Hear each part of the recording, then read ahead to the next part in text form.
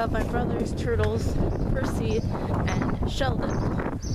Now, they're both pretty good turtles, but I've actually never really interacted with them, because since we've had them for less than a month, and I am not their primary care provider in any sense of the word, I've been letting Eric kind of handle everything for him so that they learn to trust him and get used to him, because the first while is pretty difficult, and I want to make sure he has a good trust bond with them before I step in and start helping him out too much.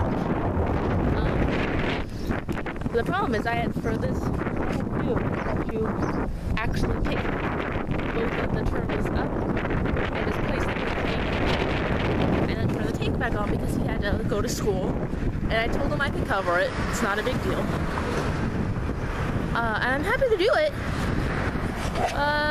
It was maybe a little bit trickier than I thought. Percy, who was our smaller turtle, was totally fine with being picked up. She took a little bit, and was a little skittish at first, but I just kind of rubbed her shell, and then she calmed down. She calmed down, and she didn't like being picked up, but she was good long enough for me to get her into her tank, which is what you want. And she's she's a little bit calmer because she's had a previous owner, and Eric has to actually take her out of her tank pretty often, just to treat her, because her previous owners, although they picked her up, they did not actually take care of her adequately. So she needs some extra care, and that involves Eric taking her out of her tank and giving her special attention, which is fine. That's a great thing that Eric does. However, Sheldon, who we got from the pet store, that way Percy wouldn't be too lonely, Sheldon is skittish and territorial, which is not what you want your pet to be, ideally.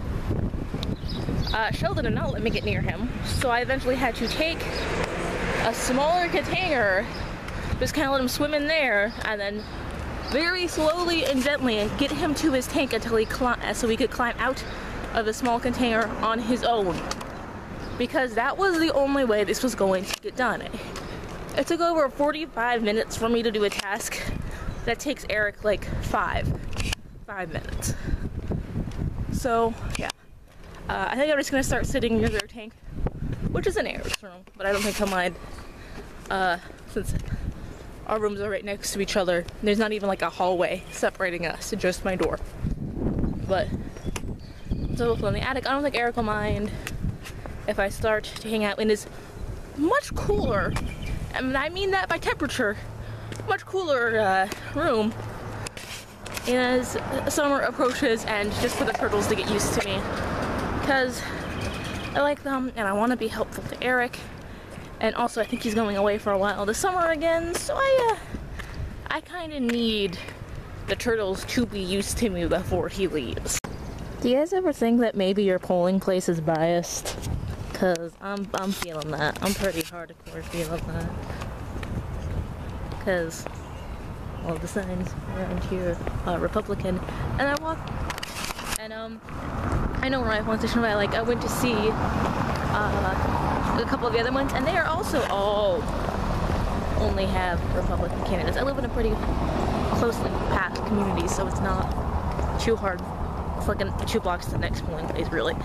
But yeah, that's kind of weird, because I don't think it's because of a lack of Democratic presence. Because I've seen the voting records. Well, it's a pretty Democratic area. But yeah, I really do think that. I think my polling place was biased, which is weird. Oh, but I voted, so that's good. You don't get a sticker, which is sad. Yeah, really, that's one of the reasons I vote for the sticker. And during the general election, a local bakery gives you a voucher for a free cookie if you show them your voting stuff, which I think is totally worth it. So instead I just voted so that my voice is heard and to engage in my civic duty and responsibility, which is also good, I guess. It's not a cookie, but it's an alright reason to vote. Voted. I made some yummy banana bread while watching Zach, Ekene, Choma, and Gabe, and Mariah just joined us for the evening for another hour or so, so they're playing outside, and Choma and Ekene left. It was a test of patience for all of us. The kids because they wanted banana bread, me because I wanted to be able to stop having to mediate their disagreements and just make the thing that I wanted to make. But it's good. I'll show you the banana bread when I get home. It's still in the oven now. I made 4 loaves. 4 loaves of banana bread, a thing that you can only do when you have so many people at your house. But it happens. It's fine. Yeah. Also, because it is still in the oven, I should say I am not leaving my oven unattended. You should never leave the oven unattended. But there are also 3 adults at my house who know there's banana bread in the oven with a timer set, so everything's fine. I went to Impulse this Tuesday. I got there kind of late, but they were talking about depression and suicide, which luckily I have like a decade of experience in. Not as much the half part as you can see as I'm still alive, but the goal was to, you know, not have experience with suicide. But yeah, I think it's really important to tackle this issue within the church because a lot of people, especially within the church, tend to be dismissive of mental illnesses in a way that isn't productive and doesn't get people the help that they need.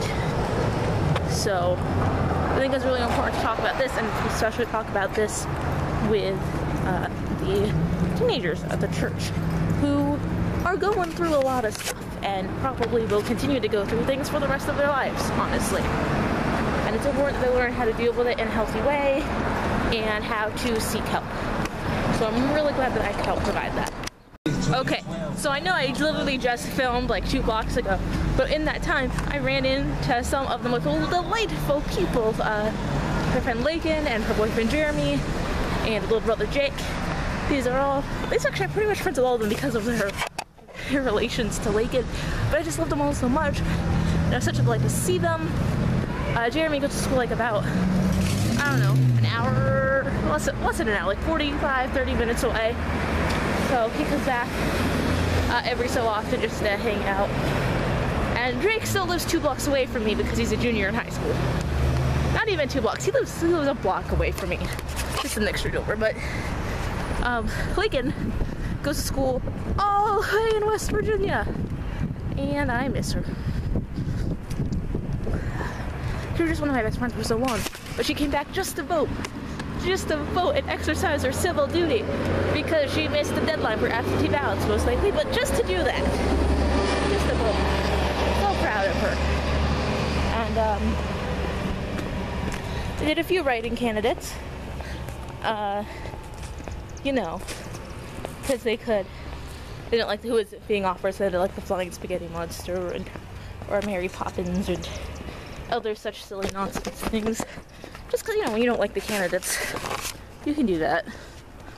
There's nothing technically wrong with it. It's a little bit annoying for the people who have to go through the votes, but nothing technically wrong with it. Yeah. So that's cool. I enjoyed seeing them, even though it was a very brief moment of time. And I'm so glad that she came back home, because she came back home because she went to DC just for the weekend.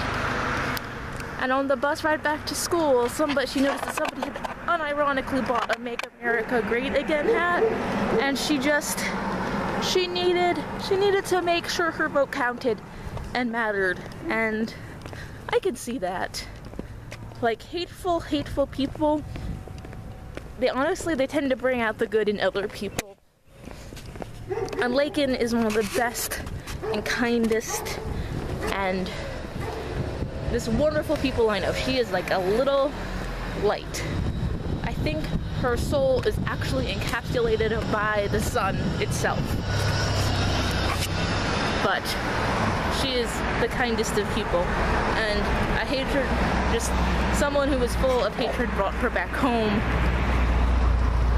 because she wanted to make sure that he didn't go into power, and I can both respect that and heavily enjoy it.